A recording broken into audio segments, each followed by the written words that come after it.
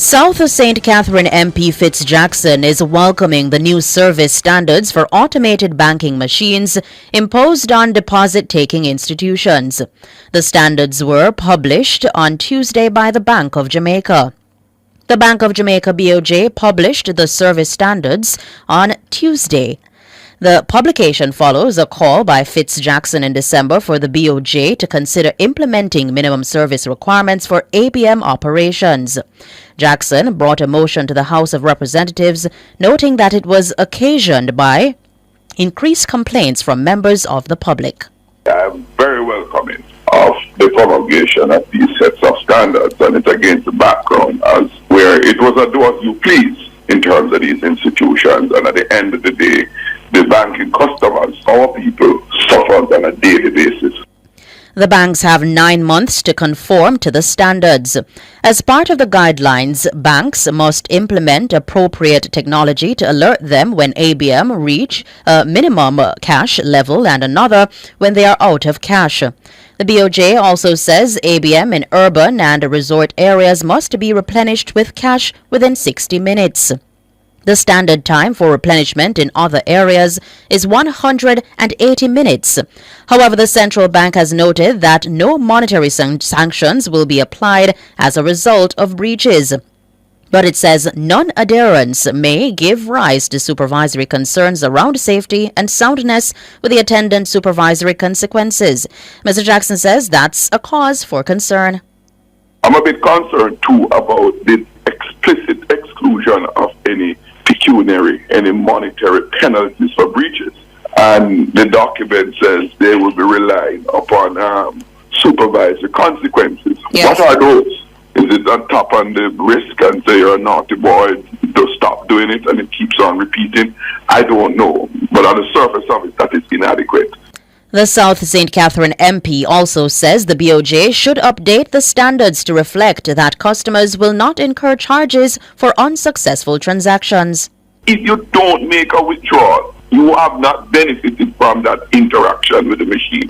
Why should you be worse off? I agree with that. What is the cost to the bank from the fact that you didn't get to withdraw the money because enough money? It's not like you went into an overdraft in our bank and used the bank's money, and then it charges your people having used this money because you went below your balance. It's a different kettle. But shouldn't that be written into these standards? That is the bigger question, Fitz Jackson, because that's not there. That's my point.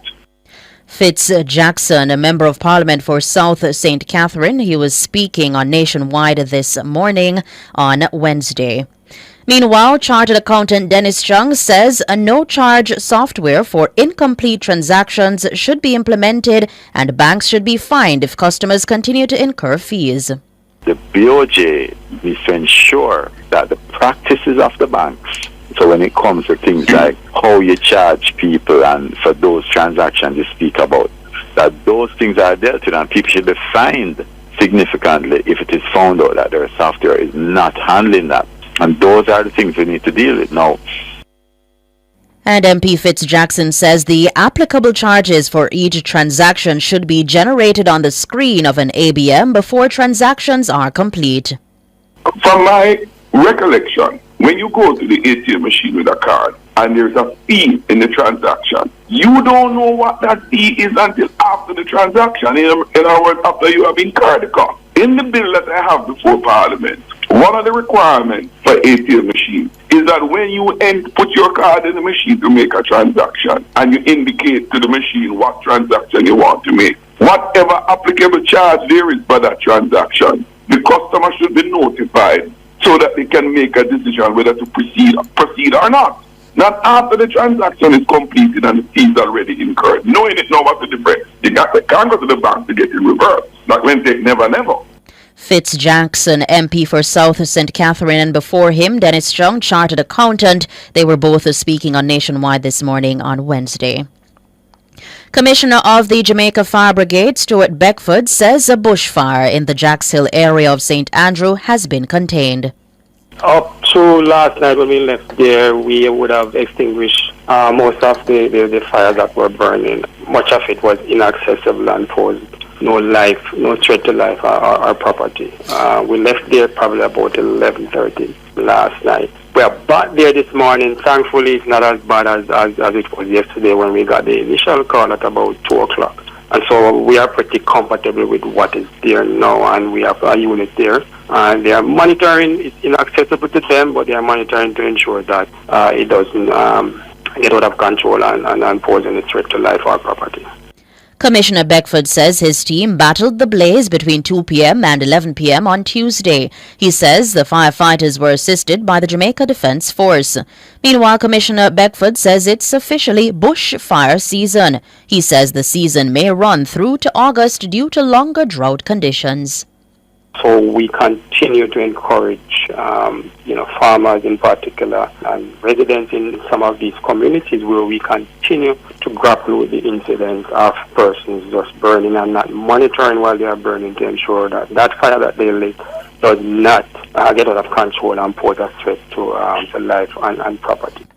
Stuart Beckford, Commissioner of the Jamaica Fire Brigade.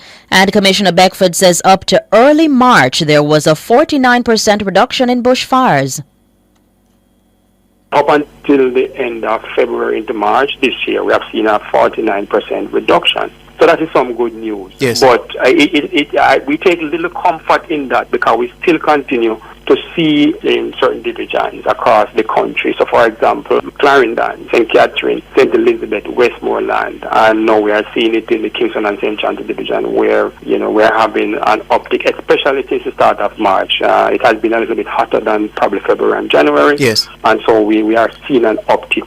We are hoping that the rains will come soon to kind of put a damper on that. But it's really dry and windy, and those two factors, is what will drive bushfire. Stuart Beckford, Commissioner of the Jamaica Fire Brigade. The contactless clearance process of the Jamaica Customs Agency, JCA, will remain optional following a ruling by the Supreme Court which blocked mandatory implementation of the policy. The court granted a restraining order last Thursday. The mandatory contactless clearance would have taken effect on Tuesday, April 2. The matter was taken to court by the Customs Brokers and Freight Forwarders Association. Since 2021, the association has been advocating for a repeal of the policy. The association said its only alternative was to turn to the court. It says the contactless aspect of the policy threatens to make the roles and functions of their members irrelevant by conducting inspections of shipping containers without them or the importers being present. However, Jamaica Customs Agency says it's committed to ensuring that the process benefits all, including importers, agents, warehouse operators, customs brokers, and freight forwarders. The JCA says it will continue to review the program and engage with stakeholders to ensure the policy safeguards the rights of importers. The matter is set for a review hearing on April 25. Mayor of Montego Bay Richard Vernon says property tax compliance in St. James is only at 43%. Mayor Vernon says the amount owing to the St. James Municipal Corporation in property taxes and trade license fees stands at approximately $3 billion. He's encouraging citizens to pay up.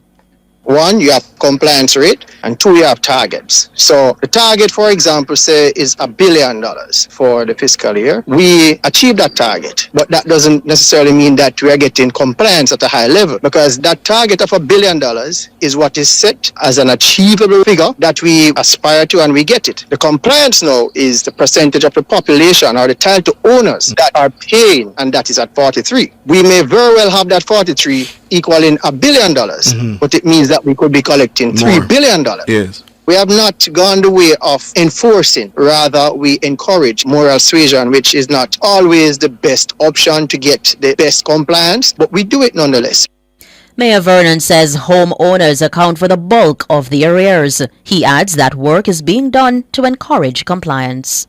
We have already scheduled meetings for the year. We have about 2 meetings per month planned, and we have 2 main town hall meetings that we'll have, one in about August and one closer to the end of the fiscal year. So what we'll do with the one in about August is to bring the budget to the people. But before we bring that budget, we're going to hear from the people of St. James what exactly they're expecting from their local authority. And then we put it in the budget that is due in October. And having executed as well as we can, we'll come back again in March of next year to tell them what we have done and where we are with these processes.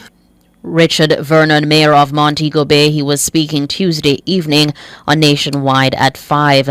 Meanwhile, Mayor of St. Anne's Bay, Michael Belnavis, says property tax compliance rate in the parish was at 90% in the last fiscal year. Mayor Belnavis says property values are surging with the boom in construction in the parish. We'll just start to just pinch the tip of the iceberg because there are a lot of houses that are coming on stretch right now. More commercial properties are being developed. They're actually getting more lots to collect from because before we had big flat parcels of land and now we're getting more parcels out of the same land. So we're having more parcels to tax. So we're seeing a significant improvement in that arena. Michael Belnavis, Mayor of St. Anne's Bay. The Ministry of Agriculture, Fisheries and Mining is funding a program through which farmers will be trained in aquaculture and access free fingerlings to populate their ponds. The training is to be offered at the Hart NSTA Trust Ebony Park Academy. Portfolio Minister Floyd Green says the move is expected to give a boost to the tilapia industry. Speaking at a recent groundbreaking for the construction of a hatchery in Twickenham Park, St. Catherine, Minister Green says the building out of the local freshwater fish industry must be anchored in research and education and be poised to embrace new methodologies and technologies. The minister noted that if farmers prepare their fish ponds, the ministry will supply them with free fingerlings up to 1 acre per farmer. And in regional news, Governor of Puerto Rico, Pedro Pierluisi, says that the U.S. territory's budget for the upcoming fiscal year will be the largest in history at $14 billion. This includes new funds meant to help the island's elderly population, reduce violence, and expand solar power programs, among other things. The announcement was made during the governor's annual territorial address, where he spoke for more than 1 hour, highlighting his administration's achievements as he seeks a re-election this year. To international news now, Ukrainian President Volodymyr Zelensky has signed into law a bill lowering the military mobilization age by 2 years from 27 to 25. Kyiv has faced heavy losses on the battlefield after 2 years of war, whereas Russia has benefited from a sizable advantage in manpower. The move will allow Ukraine to call up more people to replenish its reserves after volunteer numbers dropped. Mr. Zelensky said in December that 500,000 more soldiers were needed. Ukraine's parliament approved the bill in May 2023, but it did not immediately come into effect because Mr. Zelensky did not sign until now.